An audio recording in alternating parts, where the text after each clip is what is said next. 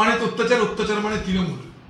কারণ বাংলার যত খুনি, দাগি, অপরাধী, দুর্নীতিগ্রস্ত ব্যক্তি, চোর, জোচ্চোর সবাই তাদের পছন্দের দলের নাম তৃণমূল। কারণ তৃণমূলে গেলে সব কিছু করবার অধিকার পাওয়া যায়, মা বোনদের উপর অত্যাচার করার অধিকার পাওয়া যায়, সম্পত্তি লুট করার অধিকার পাওয়া যায়, আপনার জমি কেড়ে নেওয়ার অধিকার পাওয়া যায়, যা খুশি তাই করবার অধিকার যদি কোনো দলে পাওয়া যায় ভারতবর্ষে, তার নাম তৃণমূল। শুধু তৃণমূলকে জেতাও, তৃণমূলের জন্য বোম বাঁধো, তৃণমূলের জন্য মানুষের উপর হামলা করো, সন্ত্রাস করো, তৃণমূলকে রক্ষা করো, দিদিকে রক্ষা করো, তাহলে তোমার 7 গুণ মাপ। তাই বাংলায় এই অধিকার দেওয়ার কারণে আজকে সারা বাংলা জুড়ে এই ঘটনা দিনের পর দিন আমরা দেখতে পাচ্ছি। কত ঘটনা তার চোখের অন্তরালে ঘটছে আমরা জানি না।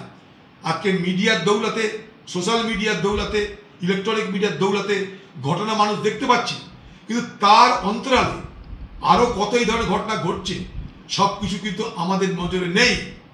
তাই এগুলো আমি মনে করি কতগুলো স্ফুলিঙ্গ দাবানল কিন্তু অন্য জায়গায়, এগুলো হিমশৈলের চূড়া মাত্র। বহু ঘটনা এই ধরনের ঘটছে। যখন সন্দেশখালী হয়েছিল তখন আমরা ভাবলাম সেই বুঝি সন্দেশখালী ছাড়া আর কোথাও কিছু নেই, তারপরে দেখলাম আমরা চোপড়ায় চলে গেলাম, এখন পরপর দেখতে পাচ্ছি সব। এরকম কত ঘটনা বাংলায় ঘটছে আমাদের চোখের সামনে, চোখের অন্তরালে, আমরা জানি না। দেখুন, আমরা ঈদ, বকরিদ, মহরম, শবে বরাত সবই পালিত হতে দেখেছি বাংলায়। তো হঠাৎ করে বিশেষভাবে উল্লেখ করার কোনো দরকার কোনো মুখ্যমন্ত্রী থাকার কথা না, কারণ এগুলো চলছে। মহরমে মুসলমান সম্প্রদায়ের মধ্যে শিয়া, সুন্নি তারা এক এক রকমভাবে মহরম পালন করে। কেউ উপবাস করে, কেউ নবীর সাহেবের যিনি নাতি ছিলেন ইমাম হোসেন, তার মৃত্যুর জন্য, কারবালার প্রান্তরে যার মৃত্যু হয়েছিল সেই মৃত্যুকে কেন্দ্র করে শোক প্রকাশ করেন। এটার মধ্যে নতুনত্ব কিছু নেই। হঠাৎ করে মুখ্যমন্ত্রী মাঝখান থেকে সব ব্যাপারে ঝাঁপিয়ে পড়ে একটা কিছু ব্যবস্থা করে দিচ্ছি, এটা করার মধ্যে দিয়ে বাংলার সাম্প্রদায়িক রাজনীতিটাকে তিনি জিয়ে রাখতে চাইছেন। আমি বাংলার মুখ্যমন্ত্রীকে বলবো, গত নির্বাচনে আপনি নিজে আমাকে হারানোর জন্য বহরমপুর লোকসভা কেন্দ্রের অধীন শক্তিপুরের রামনবমীর দিন দাঙ্গা লাগানোর পর তাতেও যদি কাজ না হয়, তার জন্য এই বিভাজনকে নিশ্চিত করতে আপনি আপনার দলের এমএলএ, তার ইচ্ছা থাক বা না থাক আমি জানি না, তাকে দিয়ে আপনি বলালেন যে মুর্শিদাবাদে 70% মুসলমান, 30% হিন্দু।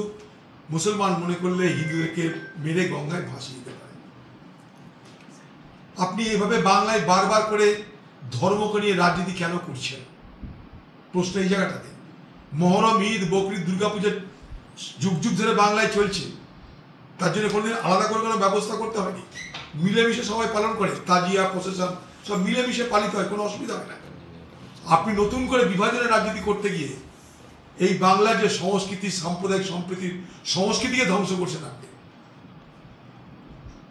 কাউকে খুশি করো, কাউকে খুশি করো না, কাউকে এখন না পরে খুশি করো, এসব নানা রকমের কায়দা কানুন করছেন আপনি। এই বাংলার যে সাম্প্রদায়িক সম্প্রীতির সংস্কৃতি, সেই সংস্কৃতিকে আপনি ধ্বংস করছেন নানা রকম চাতুরতার মধ্যে দিয়ে। এটা একটা আরেক ধরনের চাতুরতা। দেখো, আমি প্রোটেকশন দিচ্ছি তোমাদের, আলাদা করে ব্যারিকেড করে তোমাদেরকে রক্ষা করে আমি নিয়ে যাচ্ছি, কাউকে দরকার নেই রক্ষা করার। মহরম সারা জীবন চলেছে বাংলায়, ছোট থেকে আমরা দেখেছি তাজিয়া, সেখানে আপনারা তো হস্তক্ষেপ দরকার কি আছে? পুলিশের পারমিশন নেবে, পুলিশ দেখবে। আপনি তার জন্য আলাদা করে ব্যবস্থা করছেন, এই বার্তা দিতে চাইছেন আপনি, দেখো মুসলমান তোমাদের জন্য কত ভাবছি আমি, আমাকে ভুলে যেও না, সামনে 2026-এর ভোট আসছে, তোমাদের সমর্থন যেন আমার সঙ্গে থাকেই তো গল্প আপনার। আর হিন্দুরা যদি না বিগড়ে, তার জন্য এবার নয় আগামীবার জগন্নাথের